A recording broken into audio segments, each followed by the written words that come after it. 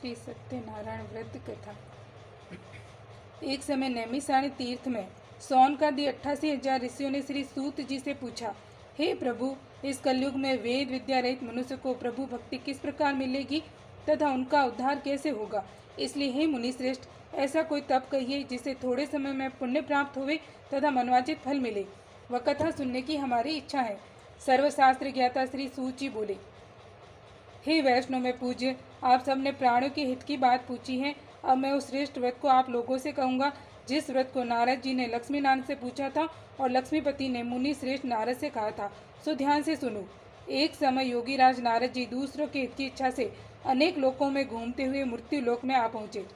यहाँ अनेक योनियों में जन्मे हुए प्राय सभी मनुष्यों को अपने कर्मों द्वारा अनेक दुखों से पीड़ित देखकर सोचा, किस यत्न के करने से निश्चय ही प्राणों के दुखों का नाश हो सकेगा।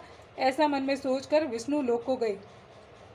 वहाँ श्वेत वर्ण और 4 भुजाओं वाले देवों के इस नारायण को देखकर, जिनके हाथों में शंख, चक्र, गदा और पद्म थे तथा वरमाला पहने हुए थे, स्तुति करने लगे। हे भगवान, आप अत्यंत शक्ति से संपन्न है। मन तथा वाणी भी आपको नहीं पा सकती। आपका आदि मध्य अंत नहीं है। निर्गुण स्वरूप सृष्टि की आदि बुद्धि व भक्तों के दुखों को नष्ट करने वाले हो। आपको मेरा नमस्कार है। नारद जी से इस प्रकार की स्तुति सुनकर विष्णु भगवान बोले, हे मुनि श्रेष्ठ, आपके मन में क्या है? आपका किस काम के लिए आगमन हुआ है? निसंकोच कहो। तब नारद मुनि बोले, मृत्यु लोक में सब मनुष्य जो अनेक योनि में पैदा हुए हैं, अपने अपने कर्मों द्वारा अनेक प्रकार के दुखों से दुखी हो रहे हैं। हे नाथ, मुझ पर दया रखते हो तो बतलाइए कि उन मनुष्य के सब दुख थोड़े से ही प्रयत्न से कैसे दूर हो सकते हैं। श्री भगवान जी बोले, हे नारद, मनुष्य की भलाई के लिए तुमने बहुत अच्छी बात पूछी है। जिस काम के करने से मनुष्य मोह से छूट जाता है वह मैं कहता हूँ, सुनो। बहुत पुण्य देने वाला स्वर्ग तथा मृत्यु लोक दोनों में दुर्लभ एक उत्तम व्रत है। आज मैं प्रेमवश होकर तुमसे कहता हूँ। सत्यनारायण का वह व्रत अच्छी तरह विधि पूर्व करके मनुष्य आयु परंत यहाँ सुख भोग कर मरने पर मोक्ष को प्राप्त होता है। श्री भगवान जी के वचन सुनकर नारद मुनि बोले कि उस व्रत का फल क्या है, क्या विधान है और किसने यह व्रत किया है और किस दिन ये व्रत करना चाहिए, विस्तार से कहिए। श्री भगवान जी बोले, दुख शोक आदि को दूर करने वाला, धन धान्य को बढ़ाने वाला, सौभाग्य तथा संतान को देने वाला यह व्रत सब स्थानों पर विजय करने वाला है। भक्ति और श्रद्धा के साथ किसी भी दिन मनुष्य श्री सत्यनारायण की शाम के समय ब्राह्मणों और बंधुओं के साथ धर्मप्राण होकर पूजा करे। भक्ति भाव से नैवेद्य केले का फल, घी, दूध और गेहूं का चूर्ण सवाया लेवे। गेहूं के अभाव में साठी का चूर्ण, शक्कर तथा गुड़ ले और सब भक्षण योग्य पदार्थ जमा करके भगवान के अर्पण कर दे तथा बंधुओं सहित ब्राह्मणों को भोजन करावे। पश्चात स्वयं भोजन करे। नृत्य गीत आदि का आचरण कर सत्यनारायण भगवान का स्मरण करता हुआ समय व्यतीत करे। इस तरह व्रत करने पर मनुष्य की इच्छा निश्चय पूरी होती है। विशेषकर कली काल में भूमि पर यही मोक्ष का सरल उपाय है। सूत जी बोले, हे ऋषियों, पहले समय में जिसने इस व्रत को किया है उसका इतिहास कहता हूँ, ध्यान से सुनो। सुंदर काशीपुरी नगरी में एक निर्धन ब्राह्मण रहता था। वह भूख और प्यास से बेचैन हुआ नित्य पृथ्वी पर घूमता था। ब्राह्मणों से प्रेम करने वाले भगवान ने ब्राह्मण को दुखी देखकर बूढ़े ब्राह्मण का रूप धर उसके पास जा आदर के साथ पूछा, हे विप्र, नित्य दुखी हुआ पृथ्वी पर क्यों घूमता है? हे श्रेष्ठ ब्राह्मण, ये सब मुझसे कहो, मैं सुनना चाहता हूँ। ब्राह्मण बोला, मैं निर्धन ब्राह्मण हूँ, भिक्षा के लिए पृथ्वी पर फिरता हूँ। हे भगवान, यदि आप इसका उपाय जानते हो तो कृपा कर कहो। वृद्ध ब्राह्मण बोला कि सत्यनारायण भगवान मनवांचित फल देने वाले हैं, इसलिए हे ब्राह्मण, तू उनका पूजन कर, जिसके करने से मनुष्य सब दुखों से मुक्त होता है। ब्राह्मण को व्रत का सारा वितलान बतलाकर बूढ़े ब्राह्मण का रूप धारण करने वाले सत्यनारायण भगवान अंतर्ध्यान हो गए। जिस व्रत को वृद्ध ब्राह्मण ने बतलाया है मैं उसको करूँगा, यह निश्चय करने पर उसे रात में नींद भी नहीं आई। वह सवेरे उठ सत्यनारायण के व्रत का निश्चय कर भिक्षा के लिए चला। उस दिन उसको भिक्षा में बहुत सा धन मिला, जिसे बंधु बांधवों के साथ उसने सत्यनारायण भगवान का व्रत किया। इसके करने से वह ब्राह्मण सब दुखों से छूटकर अनेक प्रकार की संपत्तियों से युक्त हुआ। उस समय से वह ब्राह्मण हर मास व्रत करने लगा। इस तरह सत्यनारायण भगवान के व्रत को जो करेगा वह सब पापों से छूटकर मोक्ष को प्राप्त होगा। आगे जो पृथ्वी पर सत्यनारायण का व्रत करेगा वह मनुष्य सब दुखों से छूट जाएगा। इस तरह नारद जी ने नारायण का कहा यह व्रत मैंने तुमसे कहा। हे विप्र, अब मैं और क्या कहूँ? ऋषि बोले, हे मुनीश्वर, संसार में इस ब्राह्मण से सुनकर किस किस ने इस व्रत को किया है हम वह सब सुनना चाहते हैं। इसके लिए हमारे मन में श्रद्धा है। सूत जी बोले, हे मुनियों, जिस जिसने इस व्रत को किया है वह सब सुनो। एक समय ब्राह्मण धन्य और ऐश्वर्य के अनुसार बंधु बांधवों के साथ व्रत करने को तैयार हुआ। उसी समय एक लकड़ी बेचने वाला बूढ़ा आदमी आया और बाहर लकड़ियों को रखकर ब्राह्मण के मकान में गया। पास से दुखी लकड़हारा उनको व्रत करते देखकर ब्राह्मण को नमस्कार कर कहने लगा, आप ये क्या कर रहे हैं और इसके करने से क्या फल मिलता है, कृपा करके मुझसे कहो। ब्राह्मण ने कहा, सब मनोकामनाओं को पूरा करने वाला ये सत्यनारायण भगवान का व्रत है। इसकी ही कृपा से मेरे यहाँ धन धान्य आदि की वृद्धि हुई है। ब्राह्मण से इस व्रत के बारे में जानकर लकड़हारा बहुत प्रसन्न हुआ। चरणामत लिए और प्रसाद खाने के बाद अपने घर को गया। लकड़हारे ने अपने मन में इस प्रकार का संकल्प किया कि आज ग्राम में लकड़ी बेचने से जो धन मिलेगा उसी से सत्यनारायण देव का उत्तम व्रत करूंगा। यह मन में विचार कर वो बूढ़ा आदमी लकड़ियाँ अपने सिर पर रखकर जिस नगर में धनवान लोग रहते थे वैसे सुंदर नगर में गया। उस रोज वहाँ पर उसे उन लकड़ियों का दाम पहले दिनों से चौगुना मिला। तो बूढ़ा लकड़हारा दाम ले और अति प्रसन्न हो पक्के केले की फली, शक्कर, घी, दूध, दही और गेहूं का चूर्ण इत्यादि सत्यनारायण भगवान के व्रत की कुल सामग्रियों को लेकर अपने घर गया। फिर अपने भाइयों को बुलाकर विधि के साथ भगवान जी का पूजन और व्रत किया। उस व्रत के प्रभाव से वह बूढ़ा लकड़हारा धन पुत्र आदि से युक्त हुआ और संसार के समस्त सुख भोगकर वैकुंठ को चला गया। सूत जी बोले, हे श्रेष्ठ मुनियों, अब आगे की कथा कहता हूँ, सुनो। पहले समय में उल्कामुख नाम का एक बुद्धिमान राजा था। वह सत्यवक्ता और जितेंद्रिय था। प्रतिदिन देवस्थानों पर जाता तथा गरीबों को धन देकर उसके कष्ट दूर करता था। उसकी पत्नी कमल के समान मुख वाली और सती साध्वी थी। भद्रशिला नदी के तट पर उन दोनों ने श्री सत्यनारायण भगवान का व्रत किया। उस समय में वहाँ एक साधु ऐसे आया। उसके पास व्यापार के लिए बहुत सा धन था।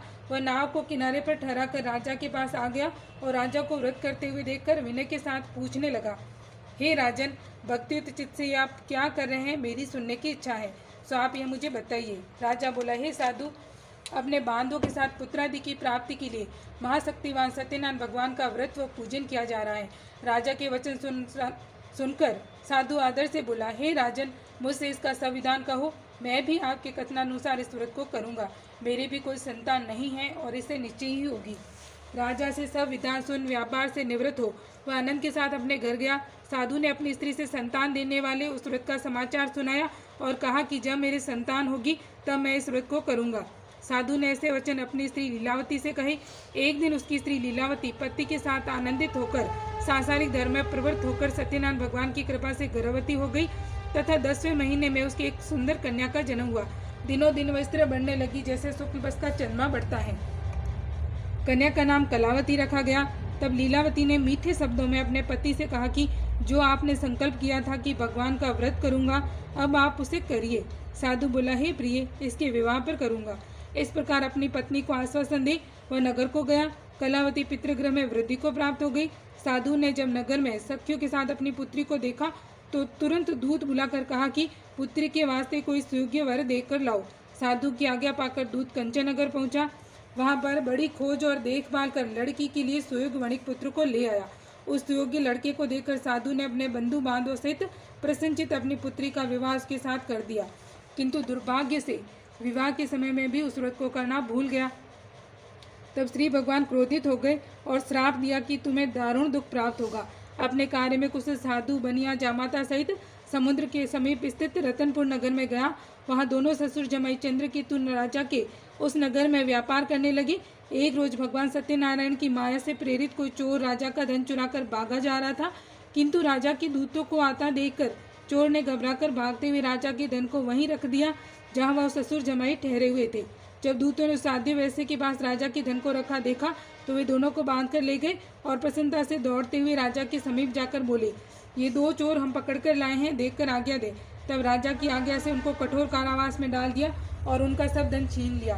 सत्यनारायण भगवान के श्राप द्वारा उनकी पत्नी भी घर पर बहुत दुखी हुई और घर पर जो धन रखा था चोर चुरा कर ले गए। शारीरिक व मानसिक पीड़ा तथा भूख प्यास से अति दुखित हो अन्न की चिंता में कलावती ब्राह्मण के घर गई। वहाँ उसने सत्यनारायण भगवान का व्रत होते देखा, फिर कथा सुनी तथा प्रसाद ग्रहण कर रात को घर आई। माता ने कलावती से कहा, हे पुत्री, अब तक कहाँ रही व तेरे मन में क्या है? कलावती बोली, हे माता, मैंने एक ब्राह्मण के घर श्री सत्यनारायण भगवान का व्रत देखा है। कन्या के वचन सुनकर लीलावती भगवान के पूजन की तैयारी करने लगी। लीलावती ने परिवार और बंधुओं सहित श्री सत्यनारायण भगवान का पूजन किया और वर मांगा कि मेरे पति और दामाद शीघ्र ही आ जाए। साथ ही प्रार्थना की कि हम सबका अपराध क्षमा करो।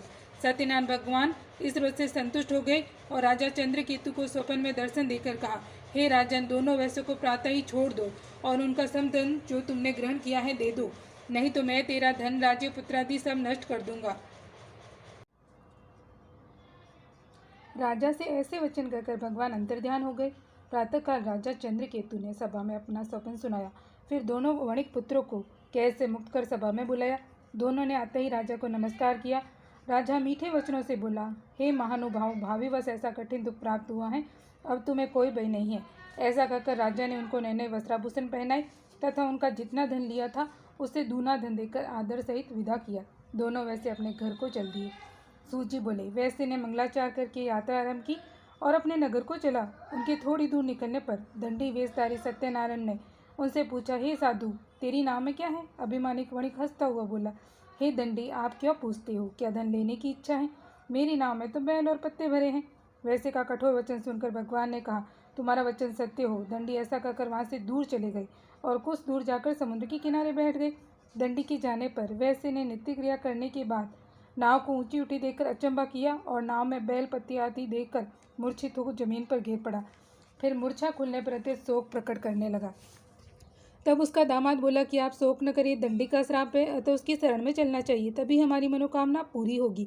दामाद के वचन सुन वह दंडी के पास जा पहुंचा और अत्यंत भक्तिभाव से नमस्कार करके बोला, मैंने जो आपसे असत्य वचन कहे थे उनको क्षमा करो। ऐसा कहकर महाशोकातुर रोने लगा। तब दंडी भगवान बोला, हे वणिक पुत्र, मेरी आज्ञा से बार बार तुम्हें दुख प्राप्त हुआ है, तू मेरी पूजा से विमुख हुआ है। साधु बोला, हे भगवान, आपकी माया से मोहित ब्रह्मा आदि भी आपके रूप को नहीं जानते, तब मैं अज्ञानी कैसे जान सकता हूँ? आप प्रसन्न होइए, मैं सामर्थ्य के अनुसार आपकी पूजा करूँगा। मेरी रक्षा करो और पहले के समान नौका में धन भर दो।